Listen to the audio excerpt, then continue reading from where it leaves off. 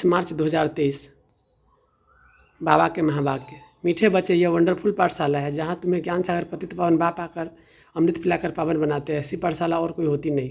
प्रश्न, बाप की कौन सी एक राय स्वीकार करो तो बाप हर पल तुम्हारा मददगार है। उत्तर, बाबा राय देते बच्चे, तुम जिन के मुआफिक मुझे याद करते रहो, खाते पीते चलते बूढ़ी मेरे में लगाओ, सब तरह से बुद्धि हटाते जाओ, तुम बाप और बच्चे को याद करने की सेवा करो, यही तुम्हारी मदद है।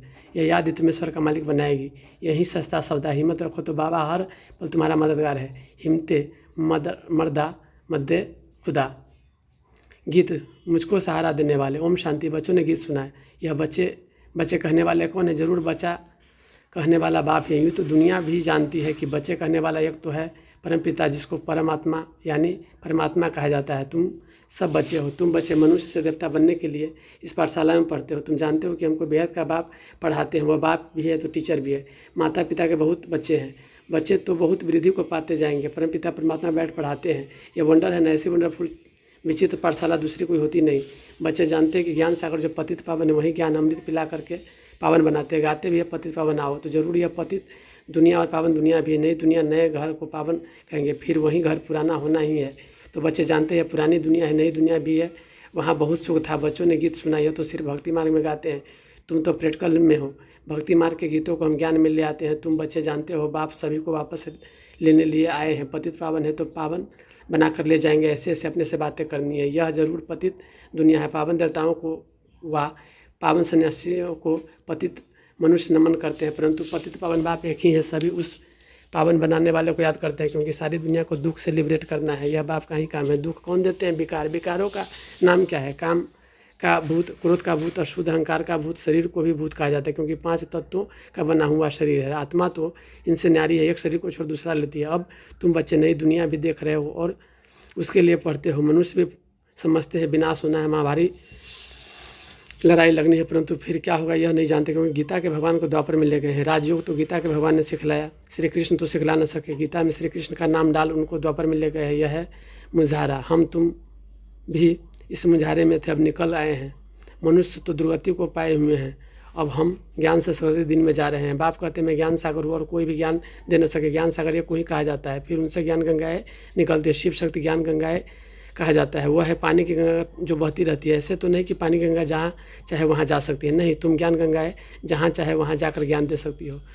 वहाँ ही ज्ञान गंगा प्रकट हो जाती है। वह फिर समझते हैं फलानी जगह गंगा निकली, फिर एक गौमुख बना देते हैं। वास्तव में गौमुख तो तुम बच्चिया हो। तुम गौ के मुख से ज्ञान निकल रहा है। तुम हो ज्ञान सागर से निकली हुई सच्ची सच्ची गंगाएं।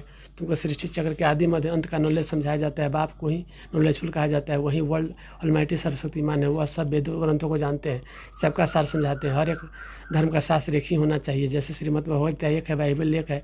इब्राहिम ने आकर के इस्लाम धर्म स्थापन किया, फिर उनके पीछे आते जाते हैं।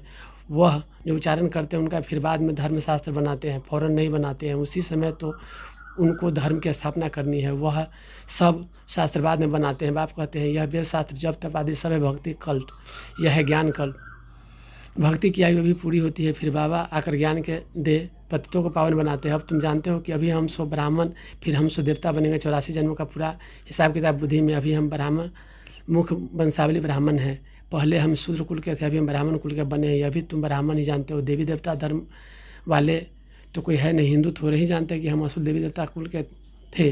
अभी हम शूद्र कुल के हैं। अपने धर्म को भूल धर्म भ्रष्ट कर्म भ्रष्ट कंगाल बन पड़े हैं। अभी बाप द्वारा तुम बच्चों ने हम सो सोहमकार समझाया है। हम सो आत्मा परम धाम की रहवासी है। यहाँ आकर पाठ बजाते हैं। पहले हम सतयुग में देवी देवता कुल में आए, फिर वैश्य शूद्र कुल में आए, फिर जाएंगे देवता कुल में। तुम जानते हो कितने जन्म किस कुल में रहेंगे। बाकी बाबा एक एक जन्म का तो नहीं बैठ बताएंगे, नटसेल में से बताते हैं। बीज और झाड़ को जानो बस।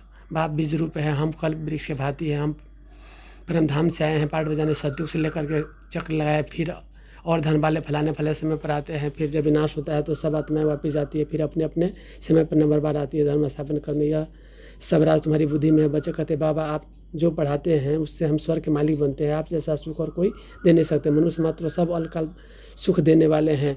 वह तो जानवर भी देते हैं। मनुष्य का जीवन तो अमूल्य कहा जाता है। मनुष्य ही देवी देवता बन सकता है। मनुष्य विश्व का मालिक बन सकता है। बाबा आपने जो सुख दिया है वह कोई दे नहीं सकता है। बाबा आप तो हमारे विश्व का मालिक बनाते हैं।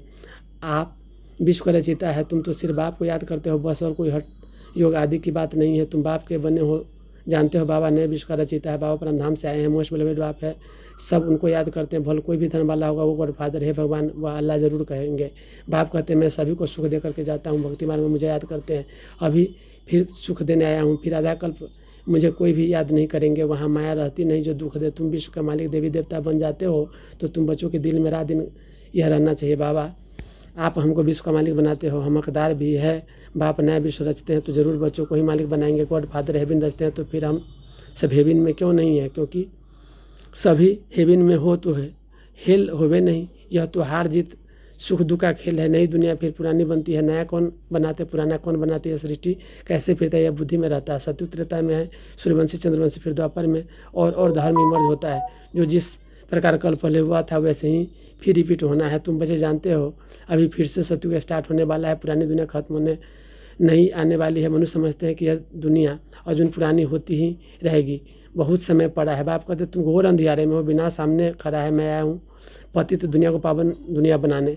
आगे तो कोई था नहीं, अभी ब्रह्मा मुख से संतान पैदा होते जाते हैं। प्रजापिता ब्रह्मा के जरूर अनेक बच्चे होंगे जो बैठ समझते हैं जिनको फिर देवता बनना है तो बाप से प्रतिज्ञा करते हैं, पवित्र बनते हैं और सुदर्शन चक्रधारी बनते हैं, वही राजभाग लेंगे। सब तो नहीं लेंगे, बाकी सब अपना अपना हिसाब किताब चुकतू कर वापस जाएंगे। बाबा देवता धर्म की फिर से स्थापना कर रहे हैं और सभी धर्म विनाश होने हैं। महाभारी लड़ाई भी सामने खड़ी है। हिस्ट्री ज्योग्राफी का राज गीता का भगवान बैठ समझाते हैं। भगवान की महिमा अलग, श्री कृष्ण की महिमा अलग है। श्री कृष्ण को मनुष्य सृष्टि का बीज रूप वर्ल्ड ऑलमाइटी अथॉरिटी नहीं कहेंगे, वर्ल्ड ऑलमाइटी अथॉरिटी एक है। सूर्यवंशी की महिमा अलग, चंद्रवंशी की महिमा अलग, वैश्य और शूद्रवंशी की महिमा अलग है। हर एक की महिमा अपनी है। चीफ मिनिस्टर गवर्नर है, सब एक समान थोड़ी हो सकते हैं। यह सब समझने की बातें मनुष्य थोड़े ही जानते हैं कि तुम भारत को स्वर्ग बनाते हो, तुम अपने लिए राज्य स्थापन कर रहे हो गुप्त रीति और नॉन वायलेंस से। न काम कटारी की हिंसा, न हाथ पाँव चलाने की, न गोली मारने की हिंसा। तुमको कोई हथियार आदि नहीं उठाना है। तुम ब्राह्मण जानते हो, हम बाबा की मदद से कल पहले माफिक भारत को फिर से हीरे जैसा बना रहे हैं। यह रूहानी सेवा, मनुष्य तो जिस्मानी सेवा करते हैं, हम बाबा की श्रीमत से श्रेष्ठ बन रहे हैं। बाकी सब मनुष्य मत से भ्रष्ट ही बनते जाते हैं। नीचे उतरना है जरूर। भक्ति भी पहले अभिचारी होती है। वेरी गुड भक्ति है कि ही पूजा करते, फिर सेकेंड ग्रेड में देवताओं की करते, फिर तो कुत्ते बिल्ली पत्थर मिट्टी आदि 5 भूतों की भी भक्ति करने लग पड़ते।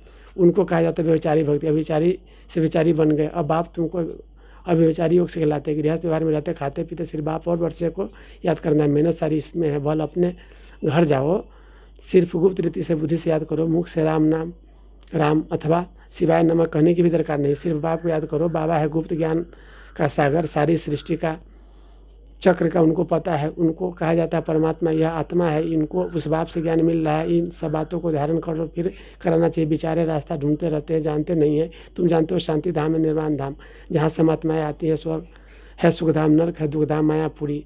वह स्वर्ग विष्णुपुरी और यह नर्क रावणपुरी। बाप कहते तुम सिर्फ बाप और वर्षे को याद करो बस। अगर बीच में बुद्धि और तरफ जाती है तो उनको हटाओ। खाते पीते चलते मुझ बाप को याद करो, बहुत सहज है। समझो बिलात में कोई रहता है, उनकी मेम साहब हिंदुस्तान में, तो दूर रहते भी उनकी याद बुद्धि में रहेगी ना। हम भी कितने दूर है, परंतु बुद्धि से बाप को याद करना है, जिससे बहुत सुख मिलता है और सबसे तो दुख मिलता है।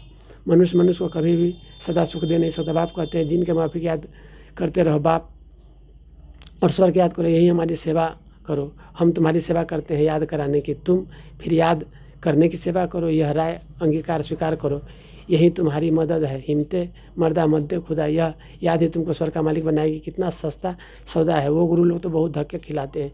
एक ही सदगुरु जब आते हैं तो फिर कोई गुरु करने की दरकार नहीं रहती, तो गुरु पना ही निकल जाता है। सभी सदगति को पा लेते हैं। एक सदगुरु के आने से फिर अन्य गुरु करने की रस्म रिवाज आधा कल्प के लिए निकल जाती है। फिर भक्ति मार्ग में वो रस्म चलती है। सत्य में गुरु कोई होता नहीं। यहाँ अकाले मृत्यु कभी होती नहीं। हेल्थ वेल्थ और हैप्पीनेस कई जन्मों के लिए मिलती है, इससे कोई दे न सके। तुमको बाप द्वारा ही हेल्थ वेल्थ और हैप्पीनेस मिलती है, बाकी सब निर्मल धाम में चले जाते हैं।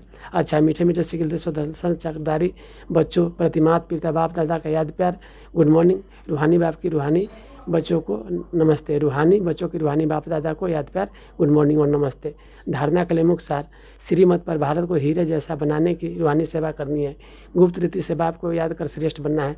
अपने आप से बात करनी है, रूरयान करना है। बाबा आपने जो सुख दिया है वह कोई दे नहीं सकता। बाबा आपकी पढ़ाई से हम विश्व का मालिक बनते हैं। आप नहीं सृष्टि रचते हो तो उसका हम हकदार है वरदान। भ्रिकुटी की कुटिया में बैठ अंतर्मुखता का रस लेने वाले सच्चे तपस्वी मूर्त भव। जो बच्चे अपने बोल पर कंट्रोल कर एनर्जी और समय जमा करते हैं उन्हें स्वतः अंतर्मुखता के रस का अनुभव होता है। अंतर्मुखता का रस और बोलचाल का रस, इसमें रात दिन का फर्क है। अंतर्मुखी सदा भ्रिकुटी के कुटिया में तपस्वी मूर्त का अनुभव करता है। जो व्यर्थ संकल्पों में मन का मौन और व्यर्थ बोल से मुँह का मौन रखता है, इसलिए अंतर्मुखता के रस की अलौकिक अनुभूति होती है। स्लोगन: राजयुक्त बन, हर परिस्थिति में राजी रहने वाले ही ज्ञानी तू आत्मा है। ओम शांति।